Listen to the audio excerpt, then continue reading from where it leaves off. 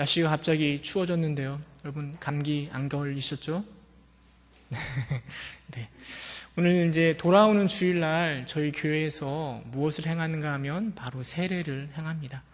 여러분 교회에 있어서 세례는 너무나 중요합니다. 왜냐하면 교회의 표지 중에 하나가 바로 성례를 바르게 행하는 것이기 때문입니다.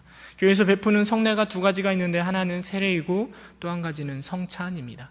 성찬은 떡과 포도주를 떼며 예수님을 기념하는 것이라 한다면 세례는 믿는 자들의 고백하는 것, 믿는 자들이 성도 앞에 또 하나님 앞에 고백하는 게 세례입니다.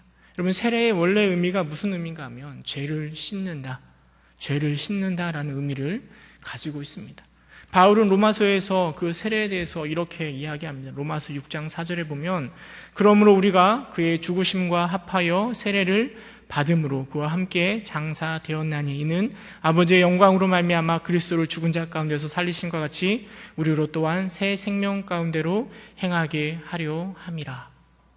원래 세례는 이 물속에 이렇게 집어넣는 침례를 약식으로 하는 게 세례인데요. 물속에 들어갔다라는 것은 죄로 인하여 우리가 죽게 되었고 그리고 물로 다시 나왔다라는 건 그리스도로 인하여 다시 살아났다라는 것을 의미합니다. 그리고 교회 생활하는 이 물세례는 사람들 앞에서 내가 그렇게 새롭게 태어난 사람임을 확증하는 표이고 또 하나님 앞에서 제사함과 거듭남을 확증하는 표가 바로 세례입니다. 여러분들은 다 세례 받으셨나요? 네, 다 받으셨을 거라 생각되어집니다. 수요예배를 이렇게 동참하는 여러분들은 당연히 그 믿음 가운데 세례를 받으셨을 거라 생각되어집니다. 근데 혹시 여러분들 세례 받았을 때 나의 마음이 어땠는지 혹시 기억나십니까?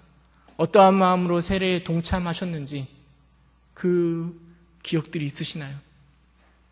너무 오래전 일이죠. 언제 받았는지 기억조차 안 나는 너무 오래전 일이라 아무 생각도 없는 게 사실인 것 같습니다. 저도 역시 마찬가지입니다.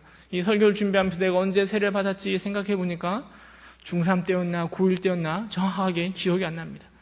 무슨 마음으로 어떻게 세례를 행했는지 아무런 기억이 없습니다. 단지 기억나는 건 우리 목사님이 세례를 행하실 때 제 이름을 부르는데요. 제 이름이 노시정인데 목사님이 노시정 자매님 일어나세요 이렇게 해가지고 그것만 기억납니다. 어떤 마음으로 했는가 그런 건 기억이 안 나고요. 세례 받고 나서 애들이 너 자매를 그렇게 놀렸던 것만 기억이 남는 것 같습니다. 세례가 우리 교회에 있어서 너무나 중요하고 또 너무나 귀한 것들인데 우리에게 있어서 세례는 전혀 기억되지도 않고 그냥 끊임없이 이번 돌아온 주일이 되면 또 누군가의 세례식에 우리가 동참하게 될 텐데요. 세례식에 동참하지만 어떠한 마음으로 어떤 생각 가운데 세례식에 동참해야 될지 좀 고민하고 생각해 볼 필요가 있는 것 같습니다. 물론 우리가 세례의 대상자가 아니기 때문에 그냥 무관심하게 옆에서 가만히 있다가 이렇게 보낼 수도 있지만 우리가 세례에 담겨져 있는 의미가 무엇인지 분명하게 생각해보고 또 세례식을 통하여서 그 의미를 기억하고 하나님 앞에 우리가 새로운 마음가짐을 다시 품을 수 있다면 그 세례는 물론 내가 받는 세례가 아니지만 우리에게 또한 은혜가 될 수 있는 세례가 되지 않을까 생각해보게 됩니다. 그래서 오늘 설교를 통해서 그 세례의 의미가 무엇인지 우리는 세례를 통하여 어떠한 마음가짐으로 세례의 자리로 나아가야 할지 함께 생각해 보고자 합니다. 우리가 읽은 본문 좀 길게 읽었잖아요. 이 본문의 내용이 어떤 내용인가 하면 모세의 노래입니다. 하나님을 향한 모세의 찬양인데요. 근데 이 찬양이 언제 나왔는가가 참으로 중요합니다. 1절에 보면 이때에라고 시작하고 있습니다. 이때가 언제인가 하면 바로 14장 사건이 일어난 이후에 그 이후에 바로 모세가 이 노래를 지어서 하나님을 찬양하고 있다라는 것이죠. 그렇다면 14장의 내용이 무엇인가 한 장을 넘겨보시면 14장의 내용이 무슨 내용입니까? 바로 이스라엘 백성들이 홍해를 건너는 사건이 바로 14장의 내용입니다. 바하히롯에서 앞에는 홍해가 가로막혀 있고 뒤에는 바로의 군대가 쫓아오던 그 위급한 상황 가운데 하나님이 홍해를 가르시고 이스라엘 백성들이 마른 땅을 건너서 홍해를 건너게 하신 이후에 그리고 하나님이 이스라엘 백성들을 쫓아오던 그 바로의 군대를 모두 홍해 바다에 수장시킨 이후에 그 놀라운 기적을 경험한 모세가 말할 수 없는 그 은혜를 체험한 모세가 하나님을 향하여 노래하며 찬양했던 그 내용이 바로 우리가 읽은 본문의 내용입니다. 그리고 모세가 이 찬양을 할 때 그 마음의 기쁨이 어떠했을까요? 그 감격이 어떠했을까요? 한 번도 경험해 보지 못한 그런 놀라운 것을 인하여서 정말 흥분되고 말할 수 없는 기쁨 가운데 하나님을 찬양하였을 것입니다. 그런데 신약에 보면 특별히 바울은요, 이 출애굽의 여정, 또 특별히 홍해를 건너는 사건을 단순히 하나님의 은혜가 차고 넘쳤던 과거의 사건으로만 인식하지는 않습니다. 바울은 이 출애굽기 사건이 바로 우리의 삶, 저 죄에서부터 하나님께서 우리를 구원해 내셔서 저 천국으로 이끌어가는 우리 구원의 여정으로 비유하여서 끊임없이 말해주고 있습니다. 6월절 어린 양은 누구를 예표하죠? 바로 예수님의 보혈을 예표한다라고 이야기합니다. 광야의 40년의 시간들은 우리가 거듭난 이후에 이 훈련받아 성화되어져 가는 여정이라 말합니다. 요단강을 건너 저 천국에 가나안 땅에 넘어가는 것은 우리가 바로 죽음을 넘어서 저 천국에 들어가는 것을 예표한다라고 우리에게 성경은 끊임없이 말해주고 있습니다. 특별히 바울은 고린도전서 10장 1절에 이렇게 이야기하고 있습니다. 고린도전서 10장 1절에 보면은요, 형제들아 나는 너희가 알지 못하기를 원하지 아니하노니 우리 조상들이 다 구름 아래에 있고, 구름 아래에 있다라는 것은 바로 이 출애굽 당시에 구름 기둥이 이스라엘 백성들을 인도하였던 것을 이야기하고 있습니다. 구름 아래에 있고 바다 가운데로 지나며라고 10장 1절에 기록되어 있는데요, 바다 가운데를 지나간다라는 것이 바로 홍해 사건을 말해주고 있습니다. 모세가요, 이 홍해 사건을 말하면서 고린도전서 10장 2절에 보면 이렇게 고백합니다. 우리 고린도전서 10장 2절 함께 읽어볼까요? 고린도전서 10장 2절 함께 읽겠습니다. 시작.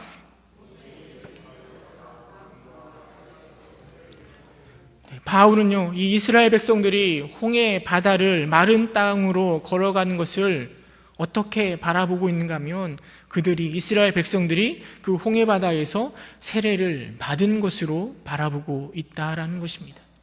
이스라엘 백성들이 모세에 속하여 홍해를 건넌 것은 바로 우리가 예수 그리스도에 속하여 세례를 받은 것을 예표하고 있다라는 것이 바로 바울의 인식이라는 것이죠.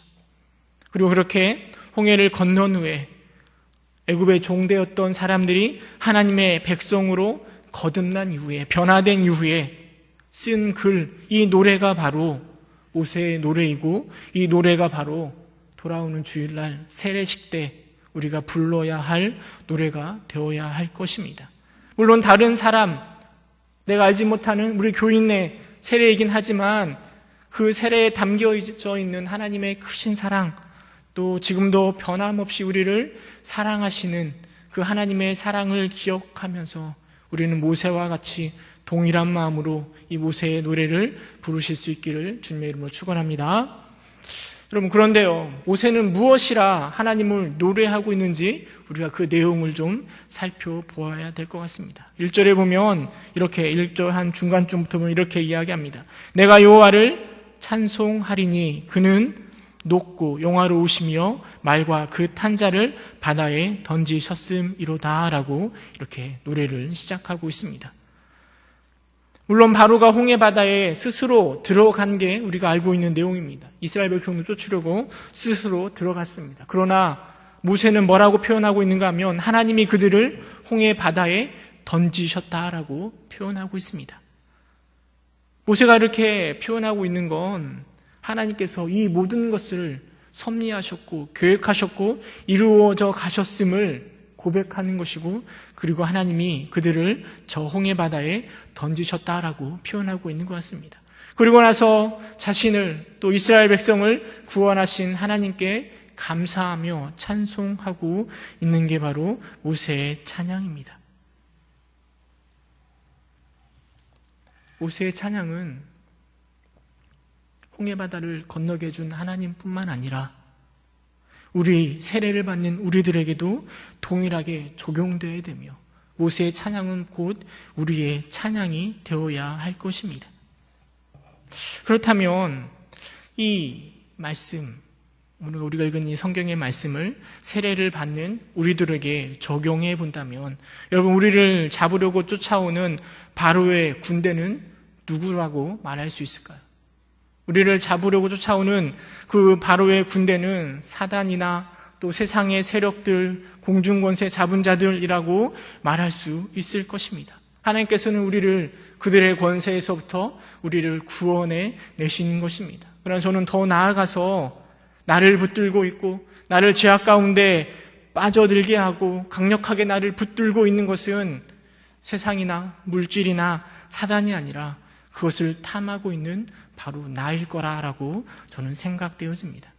바로는 다른 누군가가 아니라 바로 또 다른 나, 자꾸 죄악으로 물들어 가고 싶어하는 죄악 가운데, 욕심 가운데 살아가고 있는 바로 나를 상징하는 건 아닐까 생각해 봅니다. 그런데 우리 하나님이 내 안에 죄악 가운데 빠져있는 나를 바다에 던져 죽게 하셨다라는 것이죠. 결코 우리 스스로 할 수 없는 것들, 도대체 제어가 안 되고 통제 불가능한 나를, 죄성이 가득 차 있는 나를 하나님이 죽게 하셨고 종의 바다에 죽게 하셨고 새 사람 되게 하신 것입니다. 여러분도 동의하십니까? 세례는 다른 누군가에서부터 나를 꺼내 준 것, 물론 그렇게 말할 수 있지만 내 안에 가득 차 있는 죄악된 나를 죽이고 그리고 하나님을 바라보게 하는 새 사람으로 변화시키는 게 바로 세례라 생각해 볼 수 있는 것이죠. 그리고 홍해에서 건짐을 받은 모세는 이렇게 고백합니다. 우리 15장 2절 말씀 함께 읽어보도록 하겠습니다. 출애굽기 15장 2절 시작. 여호와는 나의 힘이요 노래시며 나의 구원이시로다. 그는 나의 하나님이시니 내가 그를 찬송할 것이요 내 아버지의 하나님이시니 내가 그를 높이리로다. 아멘. 모세가 뭐라고 고백하는가 하면 여호와는 나의 힘이고 노래시며 나의 구원이시다라고 고백합니다. 홍해바다를 건너게 하신 그 하나님을 바라보면서 모세가 나의 하나님, 나의 힘, 나의 노래, 나의 구원이라고 이야기하면서 나라는 1인칭을 여러 번 반복적으로 사용합니다. 우리 성경에 보면 나라는 인칭이 6번 사용되어 있는데요. 모세가 강조하고 싶은 건 나의 모습을 강조하고 싶은 게 아니라 하나님이 나의 무엇이 되었음을 강조하고 있다라는 것입니다. 홍해 사건을 통해서 모세는 그 하나님 고백하기를, 전능하신 하나님을 고백하기를 다른 누군가의 하나님이 아니라 나와 상관없는 하나님이 아니라 나의 노래고 나의 구원이고 나의 힘이며 나의 하나님 되심을 모세는 고백하고 있습니다. 2절의 중간쯤에 보면 나의 아버지 하나님이라고 이야기하는데요.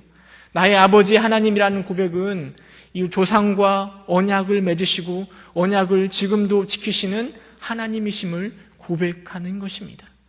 여러분, 동일하게 홍해바다를 건너 세례를 받은 것처럼 우리가 동일하게 은혜를 누리고 있는 우리 역시 동일한 하나님을 고백할 수 있다라는 것이죠. 이스라엘의 하나님이 아니라, 아브라함의 하나님이 아니라, 목사의 하나님이 아니라, 장로의 하나님이 아니라 누구의 하나님이요? 바로 나의 하나님. 여러분, 세례는 그런 하나님을 고백하는 자리가 바로 세례식이 되어야 한다라는 것이죠. 다른 누군가의 하나님이 아니라 나를 사랑하시고 나의 힘이 되시고 나의 구원이 되시고 나의 반석이 되시며 나의 하나님 되신 그분을 찬양하는 자리가 바로 세례의 자리가 되어야 한다라는 것입니다. 돌아오는 주일날 세례가 행해질 때 물론 우리는 세례는 한 번만 받는 것이기에 우리가 다시 세례에 동참하지는 않습니다. 그러나 다른 누군가의 세례식을 바라보면서 나의 하나님 되신 그분을 다시금 찬양할 수 있기를 소망합니다. 나의 노래가 되시고 나의 구원이 되시는 그 하나님을 돌아오는 주일 세례식, 다른 사람의 세례식을 바라보면서 그 하나님을 찬양할 수 있기를 소망합니다. 그런데 1인칭이 또 반복적으로 사용되고 있는 구절이 있습니다. 바로 9절 말씀인데요. 우리 9절 말씀 함께 읽어보도록 하겠습니다. 15장 9절 함께 읽겠습니다. 시작. 원수가 말하기를 내가 뒤쫓아 따라잡아 탈취물을 나누리라. 내가 그들로 말미암아 내 욕망을 채우리라. 내가 내 칼을 빼리니 내 손이 그들을 멸하리라 하였으나. 그럼 여기서 말하는 나는 누구일까요? 앞에 구절에 보면 원수가 말하기를 그 원수는 바로 바로일 것입니다. 바로가 뭐라고 이야기하는가 하면 내가 뒤쫓고 내가 탈취해서 내가 나누고 내가 내 욕망을 채우고 내가 내 칼을 빼리니 내 손에 그들을 멸하리라 라고 이야기하면서 무언가를 할 수 있는 나를 끊임없이 강조하고 있습니다. 그런데요, 그렇게 말했던 바로의 결말이 어떠합니까? 10절에 보면 이렇게 기록되어 있습니다. 주께서 바람을 일으키심에 바다가 그들을 덮으니 그들이 거센 물에 납같이 잠겼나이다.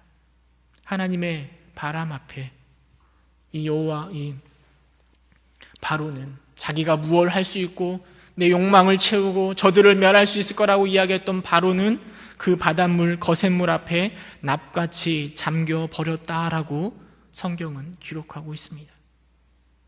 여러분 9절의 1인칭이 물론 이 세례를 받는 우리에게 적용시켜보면 바로 왕, 우리를 끊임없이 공격해오고 우리를 힘들게 하고 나를 잡아먹으려고 하는 사단의 세력, 세상의 그런 모습이라고 말할 수 있습니다. 그러나 저는 역시 이 나 역시 다른 누군가가 아니라 바로 내 안에 가득 차 있는 죄악으로 가득 차 있고 조금씩 나를 붙들고 죄악 가운데 나를 이끌어가고자 하는 나의 모습이라 생각되어집니다. 하나님을 멀리하고 하나님을 배반하고 내 욕심을 채우려던 죄악된 나는 마치 무언가를 할 수 있는 것처럼 하나님 앞에 내 스스로 고백합니다. 내가 탈취하고 내가 나누고 내 욕망을 채우리라. 그러나 내 욕망이 8절에 보면 하나님의 콧김에 물이 쌓이고 그리고 파도가 언덕같이 일어나서 나를 거센 물에 수장시킬 것이라 라고 이야기하고 있습니다. 물론 나를 두 얼굴을 가진 사람으로 나누는 게 좀 이상하지만 저는 이 다윗의 노래를 모세의 노래를 묵상하면서 바로 왕, 끊임없이 이스라엘 백성들을 괴롭히던 그 바로의 욕심과 탐심, 하나님이 하나님 되심을 끊임없이 잘 알고 있음에도 불구하고 끊임없이 도전하는 그 바로의 모습이 하나님을 거부하는 나의 모습은 아닐까 다시금 생각해 보게 됩니다. 그런데 그 홍해를 건너는 그 사건은 그런 나를, 끊임없이 나를 죄악으로 이끌어가는 그런 나를 하나님이 바다 가운데 죽이는 그런 일이 되는 것이죠. 여러분, 우리가 세례에 동참할 때 나의 하나님을 고백할 뿐만 아니라 그 안에 나의 죄된 모습들을 죽이시는 하나님 앞에 하나님을 영광 돌리며 찬양하는 것이 바로 우리의 세례의 모습이어야 될 것입니다. 그러면서 11절에 보면 모세는 이렇게 노래합니다. 11절 함께 읽어보도록 하겠습니다. 시작.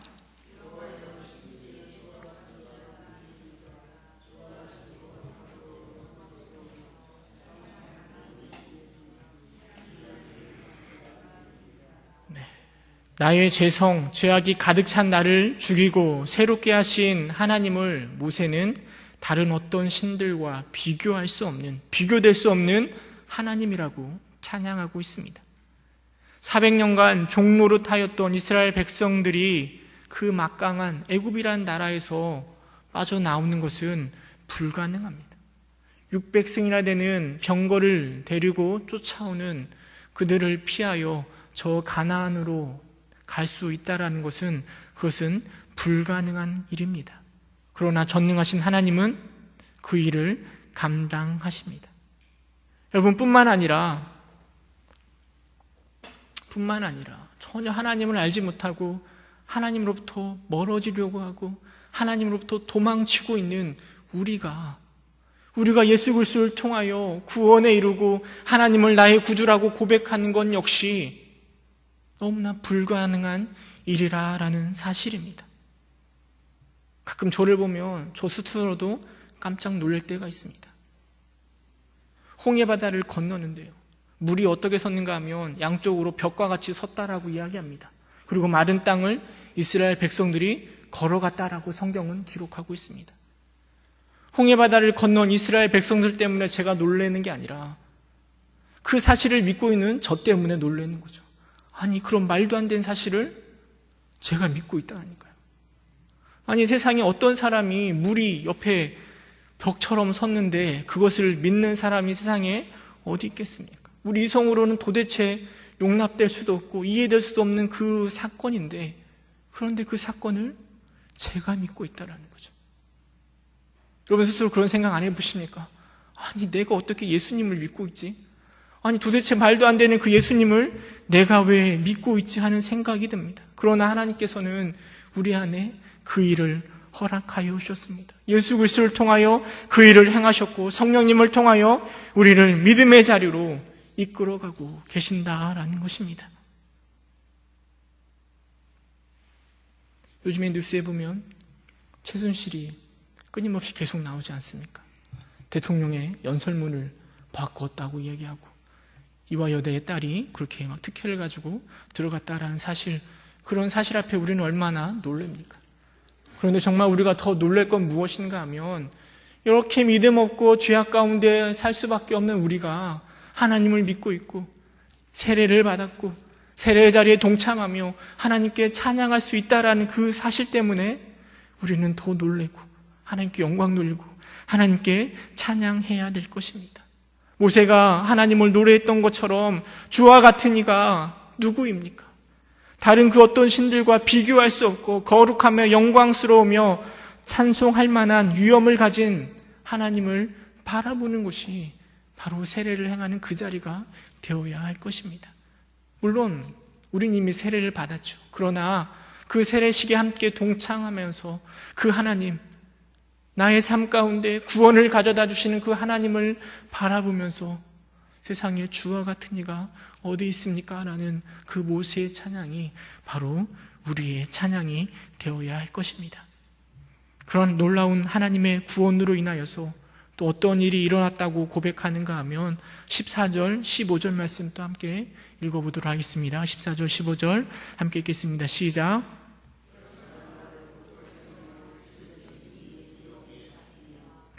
에돔 두령들이 놀라고 모압 영웅이 떨림에 잡히며 가나안 주민이 다 낙담하나이다.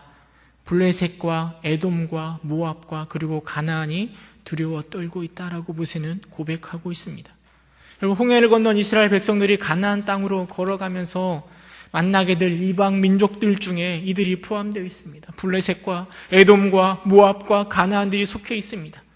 그런데 이들은 이스라엘 백성들을 만나기도 전에 하나님에 대한 소문으로 인하여서 두려워 떨고 있다라고 고백하고 있습니다. 그리고 그들이 돌같이 침묵한다라고 모세가 이렇게 노래를 통하여 찬양하고 있는 것입니다. 하나님은 은혜로 홍해를 건너 세례를 받아 하나님의 백성이 되었습니다. 그런데 우리는 여전히 불안함을 느낍니다. 이스라엘 백성들이 하나님의 은혜 가운데 홍해를 건넜고 하나님의 백성으로 거듭났지만 그것을 바라보는 우리는 불안합니다. 아니, 이스라엘 백성들만 불안한 게 아니라 우리 역시 불안합니다. 하나님의 은혜 가운데 예수님을 나의 구주로 고백하고 세례를 받았지만 그 이후에 우리의 삶에 대해서 확신이 없습니다.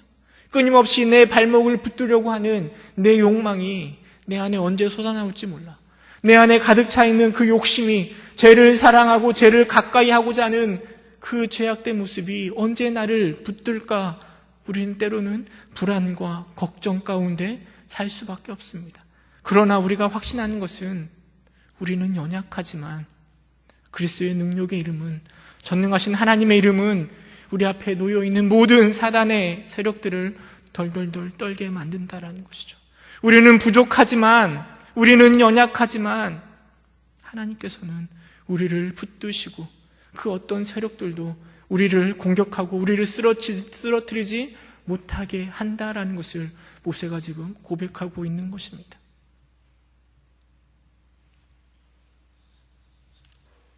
여러분, 우리가 세례에 동참할 때요, 그 세례에 동참하는 건 과거에 내가 어떻게 하나님을 믿었고 또 내가 지금 하나님 어떻게 고백하고 이것으로 끝나는 것이 아니라 세례를 통하여, 이 모세는 이 홍해의 세례를 통하여 무엇을 고백하는가 하면 앞으로 나를 이끌어 가실 하나님을 찬양하고 경배하고 있다라는 것이죠. 앞으로 나의 삶 가운데 부닥칠 믿음의 여러 가지 어려움들을 하나님이 붙들어 주실 거라는 것을 확신하며 고백하고 있다라는 것입니다. 여러분, 세례가요, 그냥 과거로 끝나는 것이 아니라 이제 세례는 우리의 미래를 바라보게 하는 것입니다. 나를 붙들고 나를 흔들게 하는 그 이단 세력들이 어떤 건지 모르겠지만 때로는 내 모습이 될 수도 있고, 때로는 사단이 될 수도 있고, 물질이 될 수도 있고, 여러 가지 관계 속에서 찾아온 어려움이 될 수도 있지만 하나님께서는 우리를 그냥 내버려 두지 않으신다라는 것이죠. 그 모든 세력들이 하나님 앞에, 하나님의 소문 앞에 덜덜덜 떨게 만들 것이라는 것이죠. 그리고 17절에 가면 이렇게 고백합니다. 주께서 백성을 인도하사 그들을 주의 기업의 산에 심으시리이다. 여호와여, 이는 주의 초소를 삼으시려고 예배하신 것이라. 주여, 이것이 주의 손으로 세우신 성소로소이다. 하나님께서는 이스라엘 백성들을 인도하여서 그들이 주의 기업의 산, 거기가 어딜까요? 거긴 바로 이 가나안 땅이고, 그리고 주님의 성전이 있을 이 시온산을 의미할 것입니다. 하나님께서는 홍해를 건넌 이스라엘 백성들을 그냥 내버려 두시는 것이 아니라 어디까지 인도하시는가 하면 저 가나안까지, 저 성전이 있는 곳까지 인도하실 것을 모세는 확신하고 있습니다. 그 확신하는 가운데 아무리 어려움이 있더라도 하나님께서는 저 가나안 땅으로, 저 천국으로 우리를 인도하시고 우리와 임재하시며 우리와 동행하시며 우리와 교제하실 하나님이심을 모세가 고백하고 있습니다. 18절에 보면 또 이렇게 고백합니다. 여호와께서 영원 무궁하도록 다스리시도다 하였더라. 영원 무궁하도록 하나님께서 우리를 다스리실 것을 노래하며 모세는 이 노래를 마무리하고 있습니다. 우리의 세례가 돌아온 주일, 우리가 함께 세례식에 동참할 때 그 세례식이 물론 나의 세례식은 아니지만 또 이런 하나님을 고백할 수 있는 여러분 되시길 소망합니다. 그냥 나의 삶의 지금으로 끝나는 것이 아니라 나의 앞으로의 미래에도, 나의 앞으로의 부족함도, 나의 연약함도 하나님께서 인도하시고 동행하시며 다스리시며 저 천국의 자리로 분명하게 이끌어 가실 그 하나님을 고백하는 그런 세례의 자리가 될 수 있기를 주님의 이름으로 축원합니다. 여러분, 형식은 내용을 담는 그릇과 같다라고 이야기합니다. 여러분, 접시에 담겨져 있는 내용물이 중요하죠. 그러나 여러분, 그렇다고 해서 접시가 의미가 없는 건 아닙니다. 우리가 무언가를 먹을 때 만약에 그 접시가 없다면 그 무언가를 먹을 수가 없습니다. 만약에 우유를 마시려고 하는데 컵이 없다면 우리는 우유를 바닥에 쏟을 수밖에 없습니다. 여러분, 세례 역시 마찬가지입니다. 세례는 우리 신앙에 있어서 하나의 형식일 것입니다. 그런데 그 형식만으로는, 그 그릇만으로는 그 가치를 제대로 발휘할 수가 없습니다. 세례라는 형식이 빛을 발휘하려면 그 안에 귀한 내용물이 담겨져 있을 때 세례는 그 귀한 빛을, 의미를 우리에게 전달해 줄 것입니다. 세례에 담아야 될 그 귀한 내용은 무엇인가 하면 나의 하나님 되심을 고백해야 됩니다. 예수님께 속하여 우리가 다시 살아났음을 고백해야 됩니다. 앞으로 인도하시고 영원토록 다스리실 하나님을 향한 고백이 우리 가운데 나타날 때 그 세례는 우리에게 너무나 귀한 의미를 가져다 줄 것입니다. 모세의 노래가 끝이 나고요. 그리고 이어서 누가 노래를 연결해서 노래를 이어가는가 하면 바로 미리암, 모세의 누나가 그 찬양을 연결해 나아갑니다. 근데 그가 뭐라고 고백하는가 하면 너희는 여호와를 찬양하라라고 이야기합니다. 모세는 나는 여호와를 찬양하라라고 이야기했는데요. 미리암은 너희는 여호와를 찬양하라라고 이야기하면서 모세의 찬양이 그냥 모세의 찬양으로만 끝나는 것이 아니라 미리암을 통하여 공동체의 찬양으로 나아가는 모습을 15장을 통해서 보게 됩니다. 돌아온 주일날 우리가 알지 못하는 사람일 수 있습니다. 내가 알지 못하는 수많은 세례식에 우리는 앞으로 동참할 것입니다. 그러나 그 찬양이 세례를 받는 그 사람의 찬양으로만 끝이 나는 것이 아니라 그 찬양이 바로 나의 찬양으로, 우리 교회의, 우리 공동체의 찬양으로 나아가서 하나님 앞에 영광 돌리며 나의 하나님 되심을 고백하고 우리를 저 죄 가운데 구원해내시는 예수 그리스도로 말미암아 새로운 사람으로 거듭나게 하시는 그 하나님을 찬양하며 우리를 앞으로 인도하시고 우리를 영원히 다스리실 그 하나님을 찬양하는 귀한 세례식 될 수 있기를 주님의 이름으로 축원합니다. 함께 기도하겠습니다. 은혜가 풍성하신 하나님, 하나님 홍해를 건너게 하신 그 주님의 크신 능력 앞에 마음을 다하여 찬양을 드리는 모세의 노래를 우리가 기억해 봅니다. 하나님 홍해 바다를 건넜던 것처럼 우리가 예수 그리스도를 통하여 하나님 저 천국으로, 하나님의 자리로, 하나님의 백성으로 거듭났는데 하나님 우리 입술의 고백은 어떠합니까? 우리의 입술의 고백은 어떠한 찬양이 담겨져 있습니까? 하나님 우리의 모습을 변화시켜 주시고 나의 하나님 되신 그 나의 힘이 되시고 나의 노래가 되신 그 하나님을 향하여 마음을 다하여 찬양 드리며 영광 돌리는 우리들 될 수 있도록 주님께서 인도하여 주시옵소서. 하나님께서 함께 하심으로 우리 안에 기쁨이 가득 차게 하여 주시고 하나님께서 동행하심으로 우리 안에 주님을 향한 찬양이 가득 찰 수 있도록 인도하여 주옵소서. 예수님의 이름으로 기도드립니다. 아멘. 교회 소식을 전하도록 하겠습니다. 돌아오는 주일